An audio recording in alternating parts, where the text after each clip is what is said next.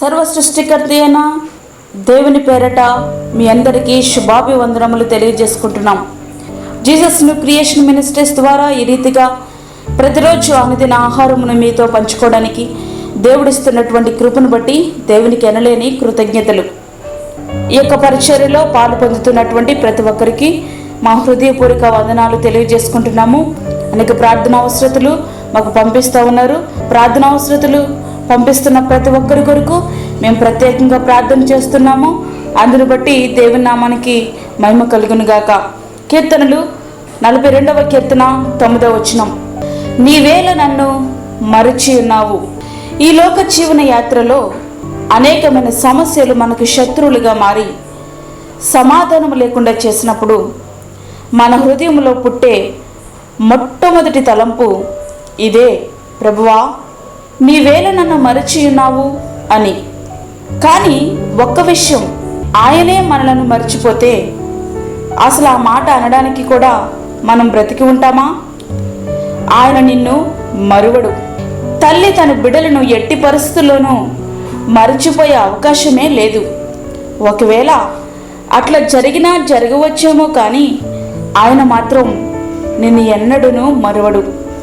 స్త్రీ తన గర్భమున పుట్టిన బిడ్డను కరుణింపకుండా తన చంటి పిల్లను మరచునా వారైనా మరచుదురు గాని నేను నిన్ను మరువను.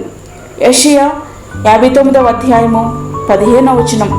ఒకవేళ నీవు మరచిపోయినా గాని ఆయన నిన్ను మరిచే దేవుడు కాదు.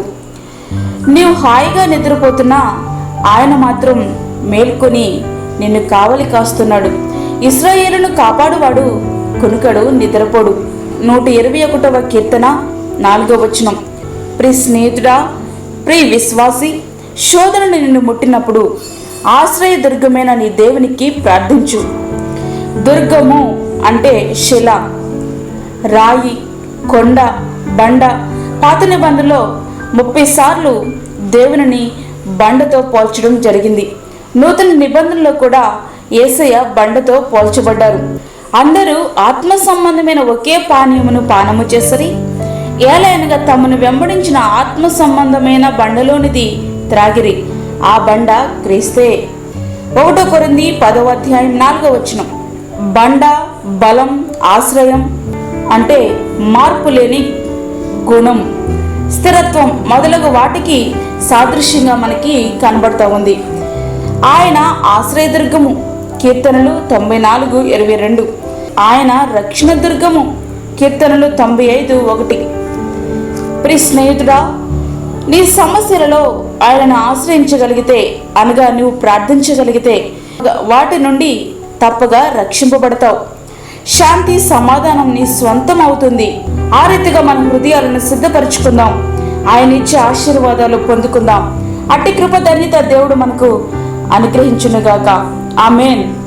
వాక్యమైనటువంటి ప్రియమైన దేవుని బిడ్డలారా, ప్రార్థనలో ఏకీభవించండి. ప్రార్థించుకుందాం. పరిశుద్ధమైన తండ్రి, ప్రేమగల యేసు ప్రభువా, అమూల్యమైన మరి ఒక దినము మా జీవితంలో మీరు అనుగ్రహించినారు, నీకు వందనాలు. ఈ దినమంతా కూడా మీరు తోడుగునండి. ప్రతి విధమైన శోధన, కీడు, ప్రమాదం నుంచి మమ్మల్ని తప్పించండి. ఈ దినమంతా నీ సన్నిధిని దయచేయండి. ఆశ్రయముగా ఉన్నటువంటి నీ వైపు ప్రతి ఒక్కరూ చూడడానికి సహాయం చేయండి. యేసయ్యా, బయటికి వెళ్తున్నప్పుడు వస్తున్నప్పుడు నీ కాపుదల మా కుటుంబాలకు మీరు అనుగ్రహించండి. ప్రభువా, బలహీనులను బలపరచండి. ఆదరణ లేక ఉన్నటువంటి వారికి ఆదరణ దయచేయండి. గర్భఫలము లేనటువంటి నీ బిడ్డలకు గర్భఫలము దయచేయండి. ప్రభువా, గర్భిణీ స్త్రీలకు తోడుగుండండి. చంటి బిడ్డలకు, వృద్ధులకు నీ కాపుదల దయచేయండి. ప్రార్థనలో ఏకీభవిస్తున్న ప్రతి ఒక్క బిడ్డకు మీరు తోడుగా ఉండండి. నీ కాపుదల వారికి దయచేయండి తండ్రి. అదేవిధంగా మా రాష్ట్రాన్ని, మా దేశాన్ని కాపాడండి. దేశ సరిహద్దుల్లో ఉండి ఈ దేశాన్ని కాపాడుతున్నటువంటి నీ బిడ్డలకు నీ కాపుదల దయచేయండి. అదేవిధంగా దూరదేశంలో ఉండి వాక్యం వింటున్న నీ బిడ్డలకు నీ యొక్క ఆదరణను అనుగ్రహించండి. వారికి నీ తోడు, నీ కాపుదల దయచేయండి. ఇది మనమంతా నీ సన్నిధిని మీరు మాతో ఉంచి, మాకు కాదు యెహోవా, మాకు కాదు, సమస్త మహిమ ప్రభావములు మీకే ఆరోపించుకుంటూ యేసు పరిశుద్ధ నామమును అడిగి వేడుకుంటున్నాము తండ్రి. ఆమేన్. ఈ యొక్క వర్తమానములు మీ బంధువులకు, మీ స్నేహితులకు షేర్ చేయండి. దేవుని సేవలో మీరు కూడా పాలిభాగస్తులు కండి. అదేవిధంగా మీ ప్రార్థన అవసరతలు మాకు తెలియచేయండి. మా ఫోన్ నెంబర్ 9177377559. దేవుడు మిమ్మును మీ కుటుంబమును దీవించునుగాక. ఆమేన్. ఇట్లు దేవుని సేవలో మీ సహోదరి అన్నామణి సాల్మన్. మా ఛానల్ని సబ్స్క్రైబ్ చేయండి, షేర్ చేయండి, లైక్ చేయండి. దేవుడు మిమ్మల్ని దీవించునుగాక. ఆమేన్.